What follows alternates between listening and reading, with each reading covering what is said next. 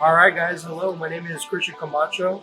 I'm a grower here at Big Tex Urban Farms. Although it is the middle of winter here in Dallas, we're in a pretty warm climate in our greenhouse here at Fair Park, home of the State Fair of Texas. So today I just wanted to show you a quick video on a DIY hydroponic system. Really, it's just a system for you to grow some plants in a pretty minimal amount of space. So you can do this at home, in your kitchen, in your living room. You can get most of the parts you need in your local hardware stores and aquarium section of the pet stores.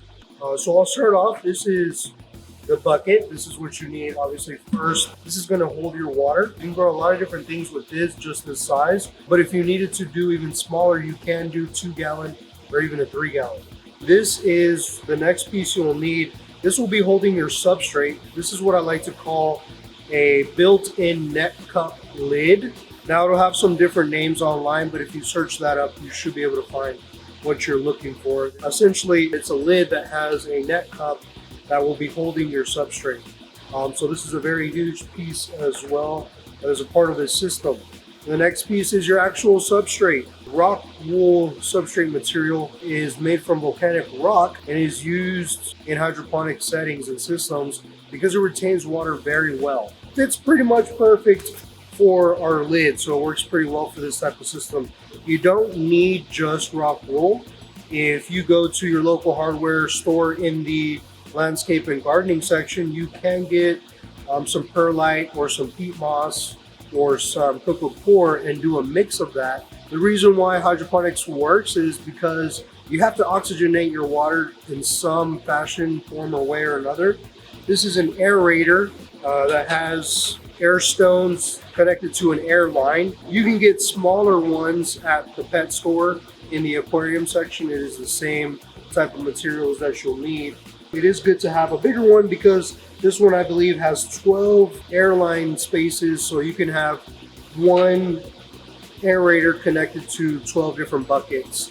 And if you do 12 different buckets, you can have a whole garden in your kitchen or your living room. This will actually end up going in your lid as well. This will provide, again, oxygen to your water, and that's what keeps the plant from dying and drowning in your water. Last thing you'll need is your fertilizer.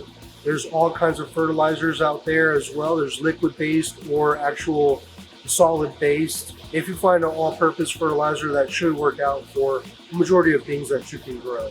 There is a couple of things you do need to measure in your water in order to continue growing your plants after the seedling stage.